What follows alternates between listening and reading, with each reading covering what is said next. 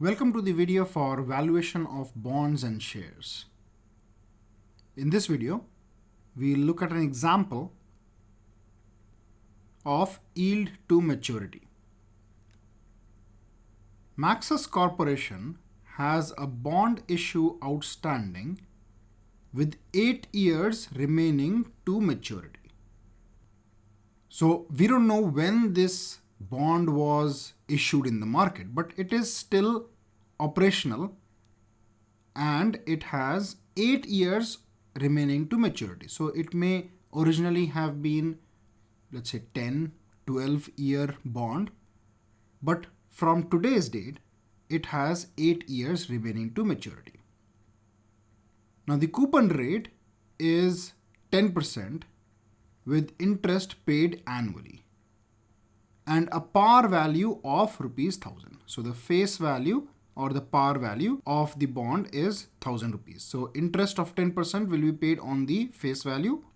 If the current market price of the bond issue is 814.45 rupees, what is the yield to maturity?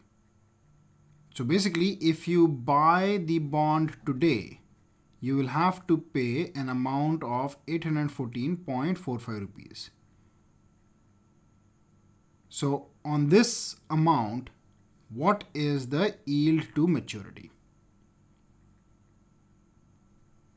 So let me note down the information that has been given to us. So the face value or the par value of the bond has been given to us as 1000 rupees. The coupon rate or the interest rate is 10%. Remaining time to maturity is 8 years. Current market price is 814.45 rupees. And we are assuming that at maturity, the redeemable value of this bond is the par value, which is 1000 rupees. So let's try and put this data on a timeline. So here I am assuming that the total tenure of this bond was 10 years because we do not know when this bond was issued. However, we know that from the current date, the time remaining to maturity is 8 years. So let's say if the total tenure of the bond was 10 years, then today we are at the beginning of the third year. So basically the time remaining to maturity will be 10 years. And today's market price of this bond is 814.45 rupees. So if we have to buy this bond, we'll have to shell out 814.45 rupees. I'll put a negative sign showing that this is an outflow from our pocket. Now, at the end of every year for the next 8 years, the interest going to be received will be 10% of the face value. So 10% of 1000 will be equal to 0.1 into 1000, which is equal to 100 rupees. So at the end of every year, the investor will receive 100 rupees for the next 8 years. And at maturity, the investor will receive 1000 rupees plus 1000. This is the maturity value. Now we have to find out that if the investor buys this bond at 814.45 rupees and if he is going to get this amount of cash flow for the next 8 years, then what is his rate of return or yield to maturity? So in order to find out the yield to maturity, we will have to find out the rate at which the present value of the cash inflows is equal to the present value of the cash outflow or the investment. So let's do that. So we'll have to find out the present value. Now the present value will be the value at today's time. So even though the bond was issued 2 years prior, but we are evaluating the present value because we are evaluating whether we should be buying the bond or not. And that decision would be taken at the yield to maturity. So if the rate of return or the yield to maturity is good enough, then you will buy the bond. If it is not, then you will decide not to buy the bond. So all the calculations will be done based on today. So here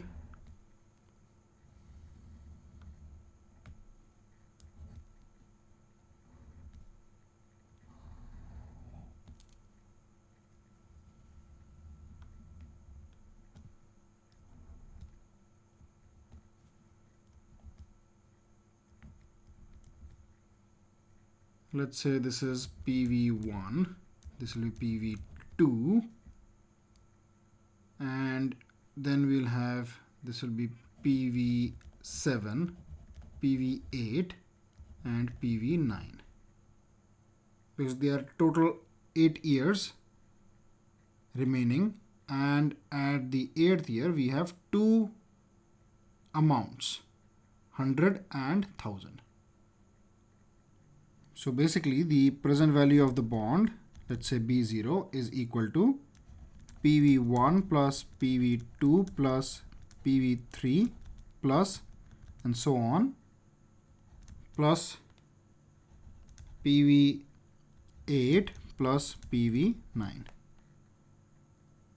or P0 is equal to, now present value will be INT divided by 1 plus yield to maturity to the power 1 plus INT divided by 1 plus yield to maturity to the power 2, so on, plus PV8 will be INT divided by, INT is the interest, which is basically 100 rupees, divided by 1 plus yield to maturity to the power 8, plus PV9 will be the present value of the maturity value. So M divided by 1 plus YTM to the power 8. So let us plug in the values. So or, now the present value of the bond is given to us as 814.45. So this is equal to, interest amount is 100 divided by 1 plus YTM to the power 1 plus 100 divided by 1 plus YTM square plus 100 divided by 1 plus YTM to the power 8 plus, now maturity value is 1000 divided by 1 plus YTM to the power 8. So here we have to find the value of yield to maturity. Now this can be found out using trial and error method. Now let us plug in the value of YTM as 14%. So let's calculate the right hand side. If the right hand side with 14% comes out to be equal to the left hand side, that means this answer is correct.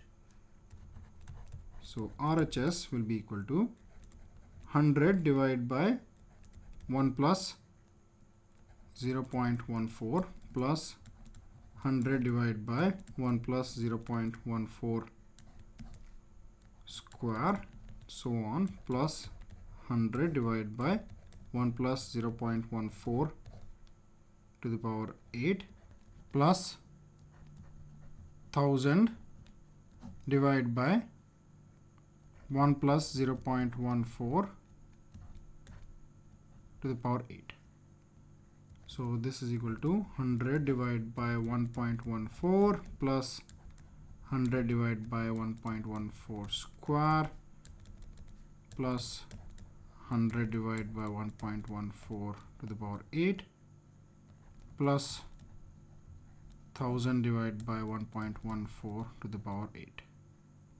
Now this can be solved in multiple ways.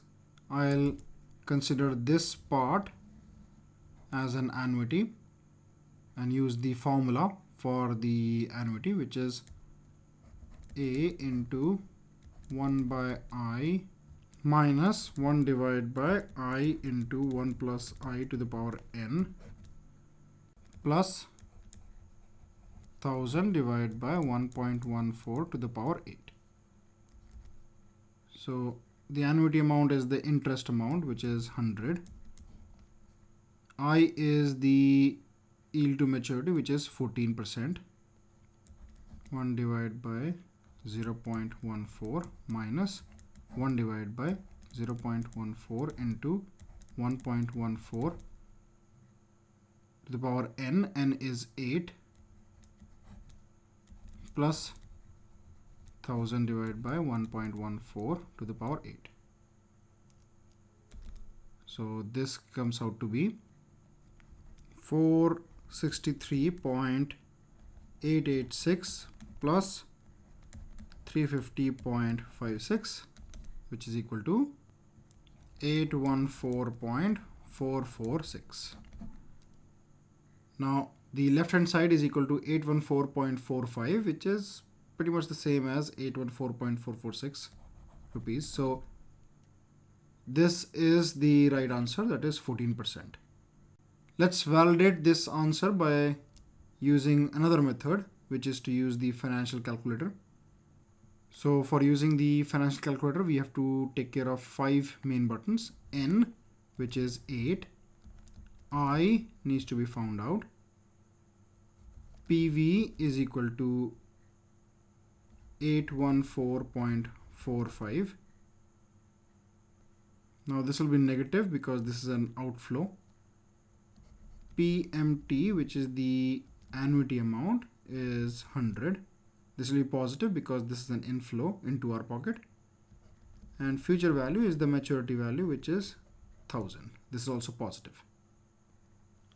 So the way to use the financial calculator is to first enter the value and then let the calculator know what that value is for. So 8 is N. 8 1 4.45, change sign. This is present value. 100 is payment. 1000 is the FV, future value, and now we have to find out I. So this comes out to be 13.99, which is pretty much the same as 14%.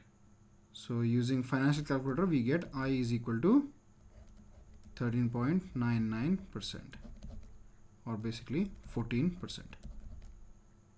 Now you can also use the present value factor of an annuity.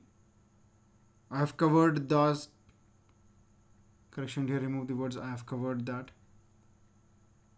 I have covered that concept also in the previous videos.